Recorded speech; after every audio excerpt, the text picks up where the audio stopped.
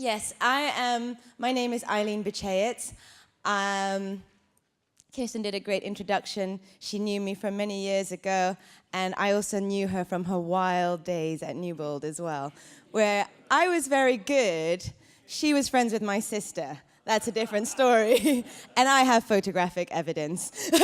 So she's in my pocket, as I like to say. Whenever it's ready. Great. Okay. I got a bit carried away. Oh, can I start the front page? Oh, no. Just got to go back. No. That's my big surprise. No, it's quite, look. Okay, goodbye.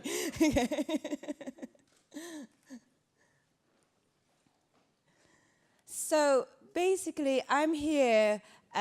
We've heard some really great stuff. The stuff that I've heard over the weekend when I've been able to be here. Unfortunately, on Friday, I missed presentations. I had to work that day, but I hope to be catching up on them online. Everything I've heard has been really fantastic and great. So I've been really encouraged. So I'm taking it from this level and bringing it down to the street because I'm a volunteer. I'm not a communications leader. I'm just going to tell you how it is, what I do here at Newbold Church, because I have a young family, and I also everything I do is at Newbold Church is on a voluntary basis, and I try and fit everything in as much as I can, and so it might mean working crazy hours. Oh, gosh. Can I pause it? Sorry. I started doing PowerPoint, and my sister went on a course, and she said it's really amazing, and I was just going to do black and white PowerPoint, and she said animation is amazing. Try that, and then it's gone a bit crazy. So I'm going to have to speak really quickly because I don't know the seconds in between the animations. So that's my background. I used to work for Coca-Cola, Amatil. I used to work for IBM. Not as far as back as the chess days, but I really like this graphic. And then I owned my own day spa. It was day spa based on Balinese traditions, and it was about half an hour here from Newbold. I opened that 10 years ago, and I sold it at profit 5 years ago. But my background is marketing. So I have been in marketing for almost 20 years. And having sold the spa, that's what I do. That's our sisterhood logo. But I'm working part-time as a senior marketing executive for a software company just down the road in Bracknell. And since working as an entrepreneur, well, since being an entrepreneur, I've now also worked like corporate to having my own business, and now I work in a SME, they would call, small medium enterprise. And so that is the beard.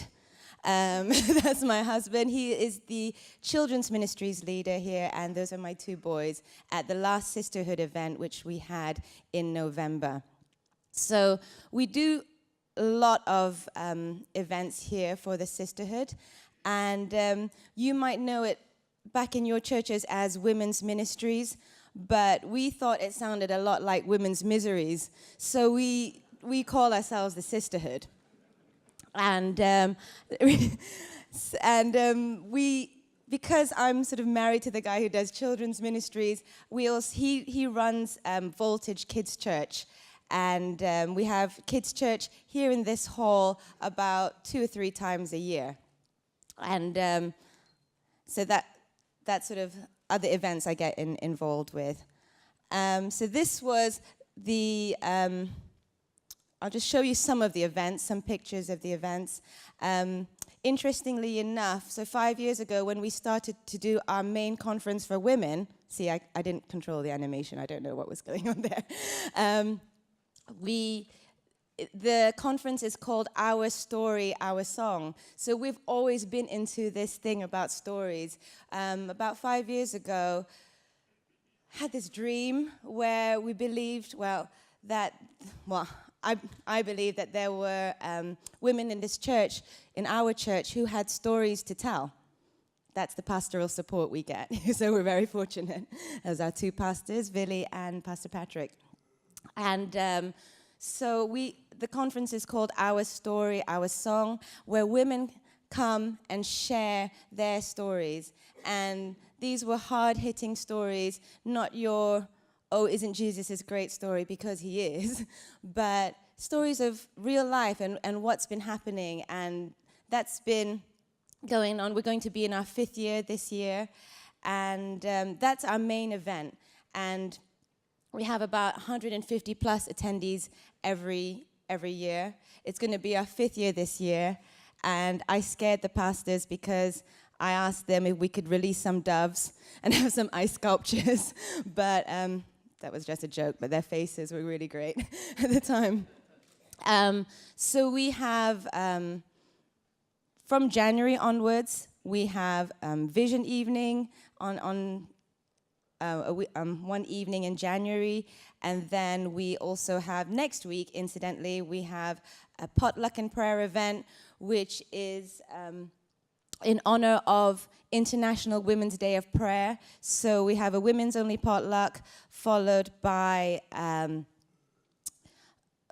short program in honor of International Women's Day of Prayer, and then we have other things like Girls' Night In, where we have fun and games, we have retreats, and then it culminates with the November event. So our events have between about 40 to 60 people during the year, about 20 to 60 people during the year, but in November, that is our main event, and we have 100, like I said, 150 plus, and then the men in our church also help us with providing a childcare facility during our main event in November.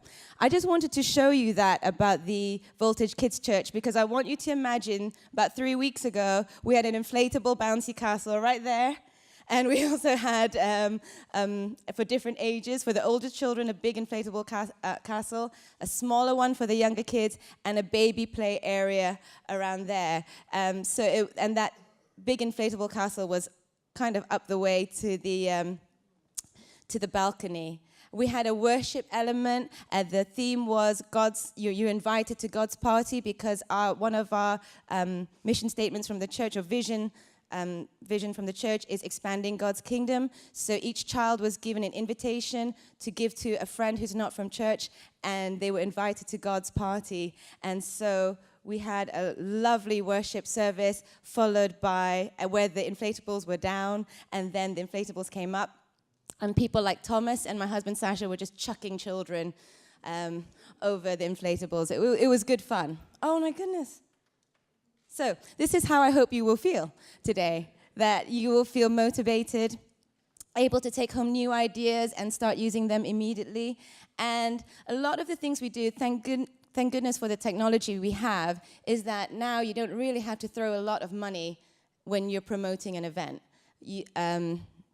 which is good. This makes probably the church board happy when you go back home, because you're telling them about the sort of money that you are saving. Or you can ask for more budget for something else. So I really loved what Celeste said this morning about prayer, everything we've done.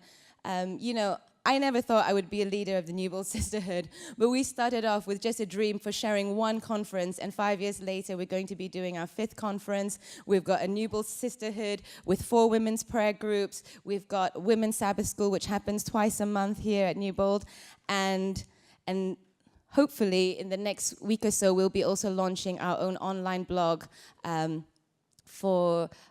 and we don't know what the reach will be for that, but that's very exciting, because we have women who are so creative and just full of ideas here. Secondly, we also, for me in marketing, it's very important to define your target audience. What is the age group? What are the demographics for here at Newbold? It's for all the women between 15 and 100 years old. That's what we always say when we're inviting people to our women's events.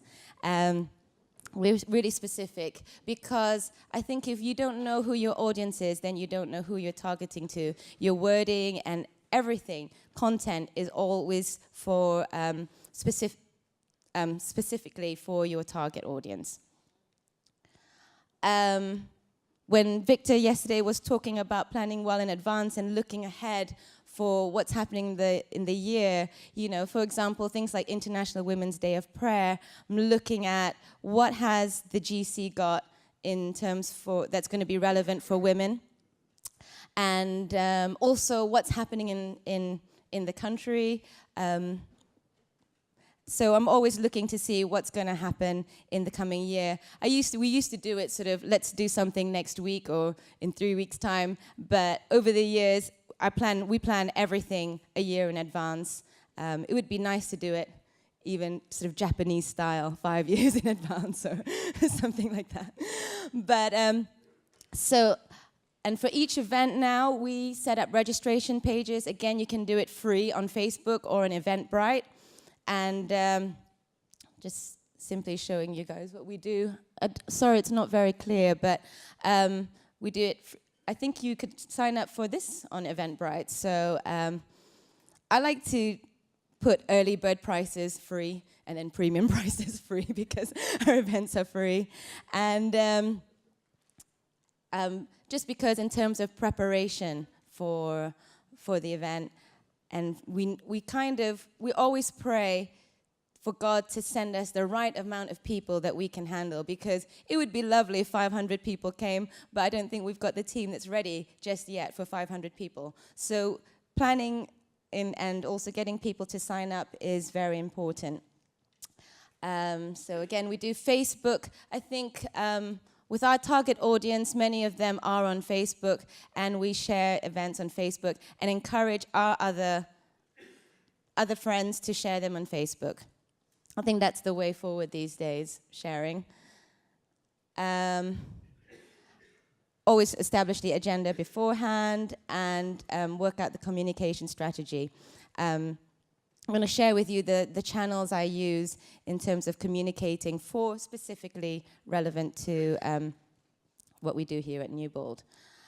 So you've got your traditional ways of promoting your event, so announcements in person or a drama piece. I've cut down on the drama piece because I don't know if you've been at services at Newbold, there's always about 20,000 announcements before church begins. So I try and not do that. We do it sort of on a softer scale. But when we first started doing our conference, we found that drama really worked well, just to get people's attention, new ways of doing things. Announcement in the church bulletin, individual invitations to people, posters, external banners outside of church. I think that's what many of you guys are used to. But in terms of using the technology we have now, looking at doing video announcements in church. I think we did that before, didn't we, Anna, for your when you did a GAiN workshop. And and then putting them online. Now one thing which I do in my job, which seems to really work, is email invitations. There's been a lot recently saying, oh, email is dead. But actually, it is, if you measure it, email is working in terms of different things. And in terms of promoting an event, we have a list of 180 subscribers, people who've attended our events and want to be kept up to date with information, because we've asked them if they want to be kept up to date with information for oncoming events. So we have an email list that we send a monthly newsletter to, and also details of upcoming invitations, upcoming events. And I use MailChimp, but there's other things like Constant Contact, I think, is that still alive? And other and other sort of email databases. I just use what's free. In something like MailChimp, you can use it for free up to 12,000 subscribers. And so I thought, wow, that's going to be years of freeness. So that's what I do. I use MailChimp, and I just like the name. And we do a lot of stuff on Facebook, Instagram, not so much on Twitter, because again, it's me who's doing it, and there's only so much time I can do.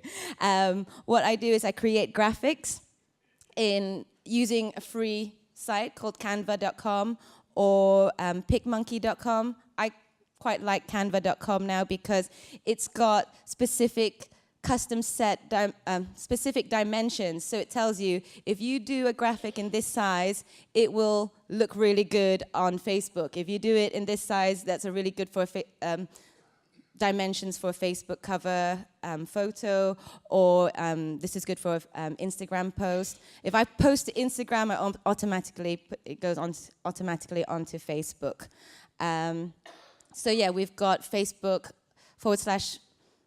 /Facebook.com/the New Bold Sisterhood, and also on Instagram we're /the New Bold Sisterhood. So these are great things. If you're not excellent on Photoshop, which I'm not, and I just need things quickly done in low res to get onto the website, then I use canva.com and picmonkey.com, and it's fun as well. And then we try and communicate things by on the church website, but usually it's directing people to our Facebook page. They were redesigning the New Bold page, so we put everything onto our Facebook page. So that's something we're going to be looking at in terms of, now we're going to have the blog on the New Bold Church site. We're going to be directing more traffic over there as well. Yeah.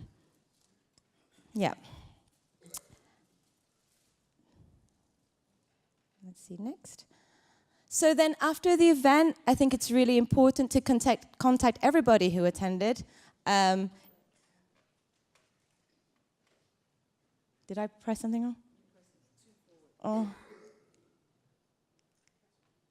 Okay, sorry, thank you. It would be nice to do surveys. I mean, when I'm in a business setting, we're always sending surveys, and there's a website called surveymonkey.com, but we don't do that just yet. I think when we get bigger, I mean, we're looking at only 150 people attending, and we've got sort of a vision of how we want to do our events for now, but doesn't mean that we don't listen to feedback. But I sort of take feedback on a less formal basis, but there's websites like surveymonkey.com, and seems everything is called something to do with a monkey these days. I don't know why, MailChimp, monkey, but that's the cool thing at the moment. But again, you can do that for free. Just see anything that's free, really, and then use it. So after the event, I will contact everybody, usually a few days after the event, because people are excited about the event, and thank them for coming. Thank people online as well. I saw someone already thanked, I think Daniel from Poland, thanked everybody on his way back. So that's really lovely. But we thank them, and then this is an opportunity again to get them interested in the next event coming up. And usually I try and also have a registration page set up for the next event. So even for last year, November, when I was thanking everyone for coming, I said sign up for next year. And I already had an Eventbrite page set up, and also loosely told them what the theme was going to be, just in case it changed. So thank you. And then every time I've posted photos and put a gallery, that's always been, when I've looked at the results on the newsletter, it's always been the most opened and the highest number of clicks, because people just want to look for themselves in the photos, and it's nice, it's sweet. And then if we have time, we try and write articles and send them off to Kirsten or Victor, where they will completely rewrite it for you and then put your name underneath. And that's really nice. And then you're like, I wrote that. and then you share it with everybody. And then which brings me to the subject of content marketing, but that's for another, I think that's been covered. But I'm kind of, at the moment, in marketing, everything is, I think it's also being reflected in what we've been talking about technology-wise. Everyone checks you online, nobody calls you anymore. So it's about nurturing people online. That sounds a bit dodgy, the word nurture, online, but in the sense of you're trying to get them interested so that when they actually come into church, they know a lot about you they know a lot about you. So everyone's checking to see what you do online. And so when in my business, in software, selling a software product, we're always giving people, we're not telling people to buy, we're giving them advice, giving them valued information. It's never to tell them to buy anymore. So, we're not in a church situation, we're not telling them to come and be saved. I would be trying to, that's why we're doing the blog, because it's a way of saying, come and see for yourself what we're doing, and then when you come to church, we also have to deliver the expectations from what they see online. And so, just to recap, I just don't think that we could do anything without prayer. Even when I had my own day spa, I'll tell you, I prayed so hard all the time because having your own business is really hard work. So, even then, I realized the importance of prayer. Define your target audience. Planning is essential and crucial. Obviously, as a volunteer, there's never enough time to plan appropriately, but I've found out that the sooner we plan, it always works out better. Work out the communication methods. Sometimes I spend hours also doing a lot of graphics, but I need to make sure that I spend my time wisely instead of sort of concentrating on how good a graphic should look, which I try my best. It's also about getting the message out there. I think what Pedro was saying about just make sure that information is out there is also quite important. And I added this, stick to the plan, because I kind of go off on tangent if I get really excited about something. So I'm like, stick to the plan, have the good team behind you, and then it will work out. So that's what I do as the leader of the New Build Sisterhood in terms of events. Thank you very much.